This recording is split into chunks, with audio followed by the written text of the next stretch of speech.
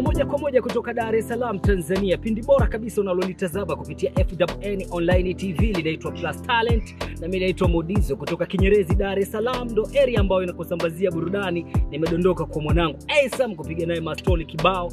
Moja ya story ambayo unataka kujua, najua hapa katikati kuna mastori mengi ya Mali Mute hivi kwenye game. Nini kili happen? Utasikia leo. Ni aje mzee? Bana, good sana niambie. Fresh mwanangu. Bana, Kinyerezi kumepoa mzee. Noma sana. Mitaa inakudai. Sure. Kila muuni ambaye namuulizia taarifa za kwako anasema umekatch kwenye game. Kinamna yake japokuwa sio sana, ila kinamna yake fulani. Muuliza lazima mwambie bwana mshikaji hatumsikii sasa hivi tunajua. Lakini nadhani soon tutarudi tena. Bana, kutoka makao makuu ya burudani ya FWN Online TV tumeona so mbaya tuje tupige story 2-3 kwenye pindi bora kabisa la Plus Talent, na wewe ni mmoja ya mtu ambaye umepata nafasi. Kwa nini raia wana hizo story kwamba umemute hivi? Kwa nini unaruhusu jamii na kuzungumzia kupotea? Ujue jamii inapozoea kitu fulani alafu kwa muda fulani kinaonekana na kitu. Kwa kuna namna lazima kila mtu azungumze la kwake. Mwingine atakwambia yule sasa hivi kafulia, mwingine shikaje tumsikie, wengine watalalamika. Kwa vitu kama hivyo ni vipo. Lakini ndio maana kama nilivyosema kwamba nitarudi soon na mambo mengine yataendelea. Kwa mtu ambaye anakufuatilia sasa hivi kupitia FWN Online TV, kwa kujitambulisha tu. Bana, mimi naitwa Aysam, ni msanii wa Bongo Flava kutoka CMB Bright Level. Okay, unajua wabongo si ni watu ambao kuona alafu na kuhakikisha. Tutaamini vipi tunazungumza naye ni Aysam? Una dakika moja au sekunde kadhaa za kufanya akapela. Tatizo umenitoka kwa macho ila moyoni anaishi, na hilo ndo tatizo, ndo maana muda wote na misi. Nikinusa manukato ndo kabisa mimi nakosa usingizi. Oh my God, I don't know, sijui amepatwa na nini. Hii ni ngoma ambayo iko official. Ipo official kabisa, ipo YouTube mpaka sasa hivi ninavyoongea. Ipo YouTube. Wanaipataje? Hii bwana, ukiandika tu Aysam, ingia YouTube pale, andika Aysam kwa kubwa kwa ndogo, mzigo unaopata. Bana, kwa mara ya kwanza leo tumepiga story na mwenetu na bado mastori yanaendelea kwenye Plus Talent ya FWN Online TV. Nimekuambia mimi naitwa Modizo. Hapa bwana ni sehemu ambayo unapata chakula cha ubongo kidogo, maswali hapa na pale, kuwekana sawa, tuone akili zinachaji, alafu tunarudi pia kwenye game. Mzee wangu uko tayari kidogo tupashe akili moto? Noma sana, tuwe. Kwanza mzee, elimu ya msingi umemaliza wapi? Ndugu yangu, elimu ya msingi nimemaliza Morogoro huko ndani, unajua. Shule gani hiyo? Shule inaitwa Namawala, mkoa wa Morogoro kama nilivyosema, wilaya ya Mlima. Iko mpaka leo hii shule? Ipo mpaka leo, ina trend tu, inatamba. Au sio? Yeah. Niambie kitu kimoja ambacho unachokikumbuka primary school mpaka sasa hivi ukikao unasema natamani kwenda kurudi pale kutoa shukrani kwa walimu na nini. Kuna vitu vingi sana nimejifunza. Kuna mambo mengi sana nimepitia, lakini ni moja kati ya kitu ambacho kimenijenga kabisa kwamba yes, sasa hivi najivunia ni ile kupambana, kwa sababu sisi kwetu tulikuwa na maisha fulani hivi kidogo sio mazuri sana, lakini walimu baada ya kuona na legalega wakaniita, wakaongea na mimi, wakajua shida zangu, lakini pia walinishauri. Kwa ile imenichukulia kwamba yes, kwa unapopatiwa na tatizo, hakikisha hilo tatizo unamshirikisha mtu mwingine ili akupe mawazo mengine zaidi ili kuendelea katika matatizo yako na kuperform vizuri. Kwa hiyo Aysam kitu ambacho ana miss pale primary school mkoani Morogoro, wilaya ya Mrimba, si ndio una miss zile story na walimu kukujenga kisaikolojia. Kweli mwana. Yaani unajua natamani hata siku moja nipate wasa nipige nao story nini. Ipo siku one day nitarudi.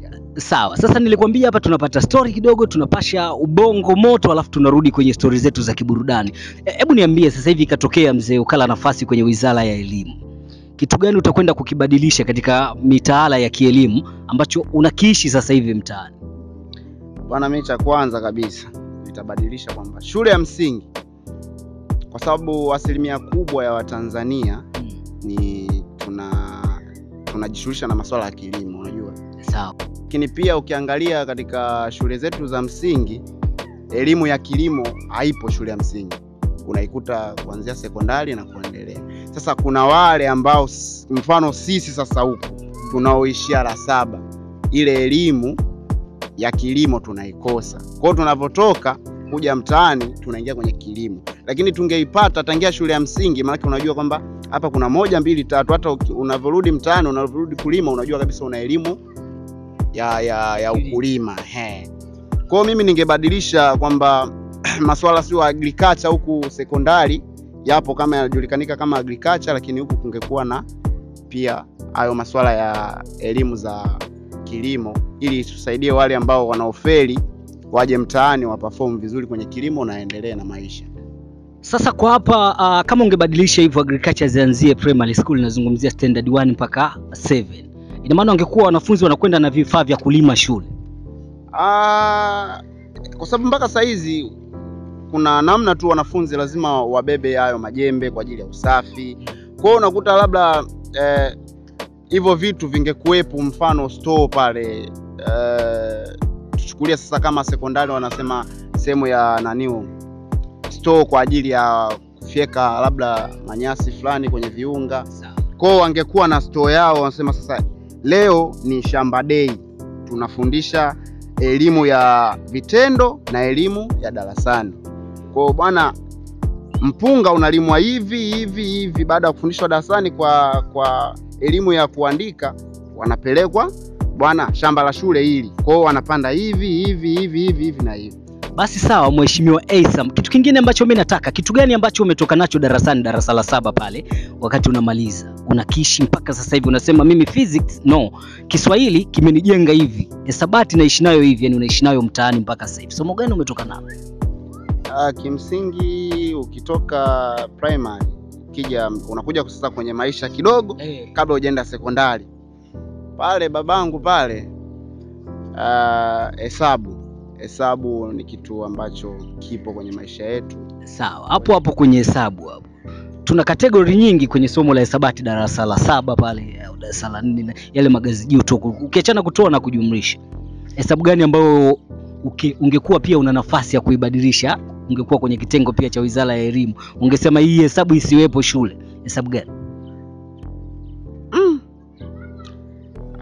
Hapo ndugu yangu, hapo ujue zile zipo kimpangilio fulani, kwa sababu huwezi kusema niondoe kitengo cha kuzidisha au kugawanya, kwa sababu au kutoa. Huwezi kufanya hivyo kwa sababu vile vitu kama vipo katika misingi fulani ambayo tunaishi sisi huku. Mpaka sasa maisha yako umeyagawanya vipi? Maisha yangu nimeyagawanya kwamba na maisha ya kimuziki na maisha ya kawaida. Kwa hiyo nimegawanyisha maisha mawili ambayo naishi. Kwa hiyo ukiniona kwenye maisha yangu kawaida kama hivi unavyoniona ndo nipo mtaani, lakini pia ukiniona kwenye sanaa nipo tofauti kidogo. Kwa hiyo maisha yangu nimeyagawanyisha hivyo na naishi hivyo kwenye misingi hiyo. Tukirudi kwenye burudani, nini tutarajie kutoka kwa Aysam 2025? Bana, kuna mipango mingi sana. Kuna mawe mengi sana.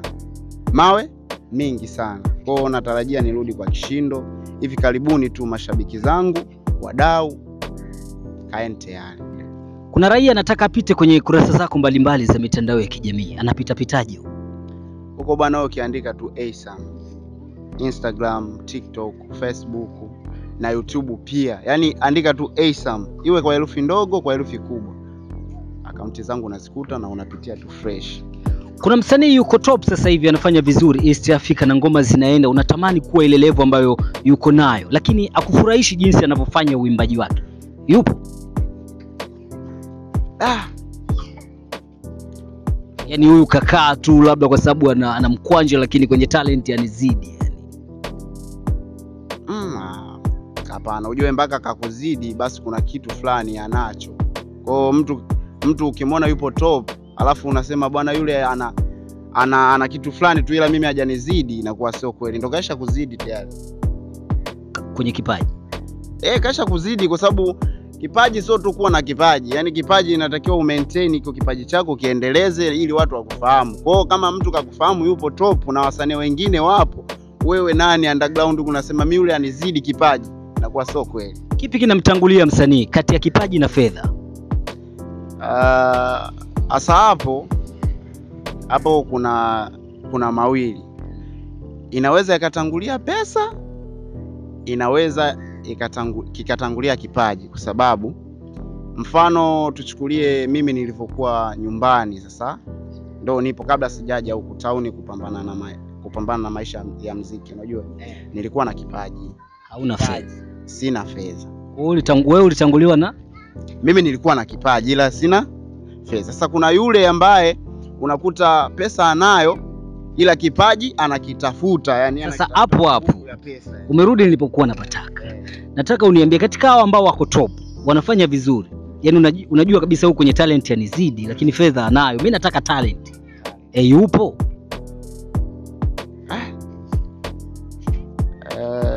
Sawa. Nakupa listi ya watu 5 alafu mtoe mmoja ujiweke wewe. Mbosso, Platform, D-Voice, Zuchu. Mwingine nimweke nani? Abigail. Hao wote wana talent. Huwezi kumchomoa mtu. Hawezi kumchomoa. Basi hebu mchomoe ambaye mimi sijamweka. Kayumba. No.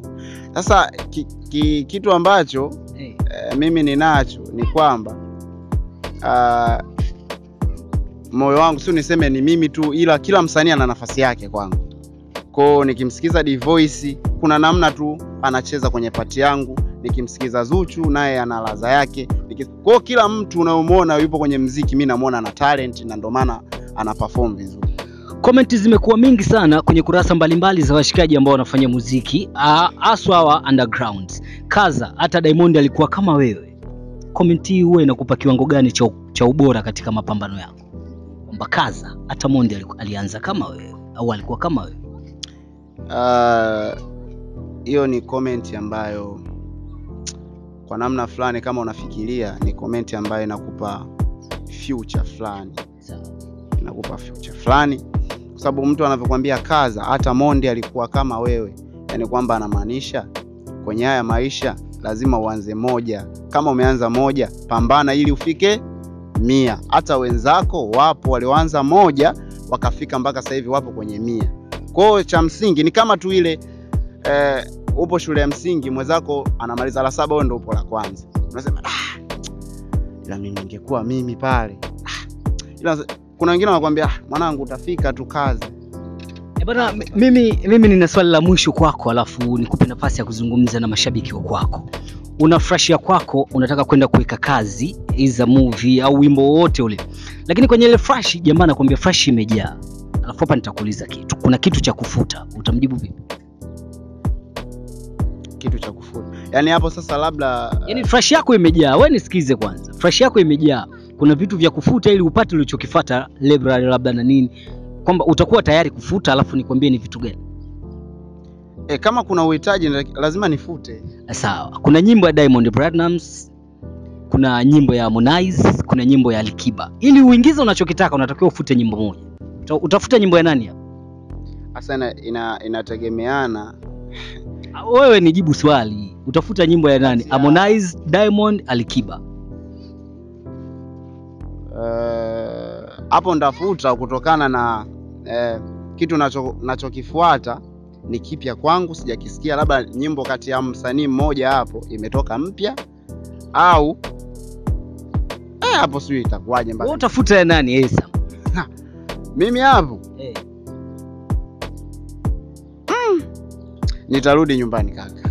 Hauna nyimbo ya kufuta? Hapo sina nyimbo. Unajua kwa sababu gani? Hao wote nawakubali kinoma. Alafu sasa ndio maana nilivyosema labda kati ya hao wote watatu mmoja akatoa nyimbo mpya ambayo mimi sijaisikia, ndalazimika niifute hiyo nyimbo ya kwake ambayo nimeizoea, niiweke hiyo nyimbo sasa. Tufanye nyimbo uliyofuata ni ya Mario. Ni ya Mario. Kwa hiyo utakiwa ufute nyimbo kati ya hao watatu ili uweze kuweka moja ya Mario. Kama kuna ulazima na nyimbo kali basi ndaangalia kati hapo mmoja iwe ya Harmonize. Nani? Yaani nataka jina, utafuta nani? Hapo mwanangu ndafuta ya mtu yoyote yule. Harmonize. Sawa. Huyo mimi nataka wewe sasa ujibu kwamba nitafuta nyimbo ya Harmonize. hiyo kidogo ngumu. Unajua kwa sababu gani? Ujue basi tufute Akiba. Huyo majina yangu siwezi kufuta. Bana, endelea kuitazama Plus Talent ya FWN Online TV. Mimi naitwa Modizo. Esa, zungumza na mashabiki wako ambao wanakutazama kutoka dunia nyingine sasa hivi. Of course, unatupata ulimwengu wote pale ulipo duniani. Ingia kwenye social medias, ingia kwenye chimbo la burudani, nazungumzia YouTube pale, andika FWN Online TV, unakutana na hii hapa la Plus Talent. Zungumza na mashabiki zako kutoka London kule, kutoka 254, 255, 256, unawaambia nini? Watarajie nini kutoka kwako? Bwana, naongea Kiswahili. Kwa mtu ambaye hafahamu Kiswahili, basi sasa hivi kuna translator nyingi sana za kutranslate language, lugha. Mimi kifupi nawapenda sana, lakini pia msichoke kunisupport kwa sababu mimi bila nyinyi sio lolote. Changamoto zipo na msanii wenu kuna changamoto fulani nimepitia ambazo siwezi kuziweka hadharani, lakini ni changamoto kibinadamu, kikazi zipo. Kwa hiyo muendelee kunisupport, msichoke kunisupport. Na waahidi hivi karibuni mawe yanakuja, kaeni tayari. Kwa lolote lile usiache kutuandikia kwenye kurasa zetu za Instagram, Twitter, YouTube, tunatumia FWN Online TV.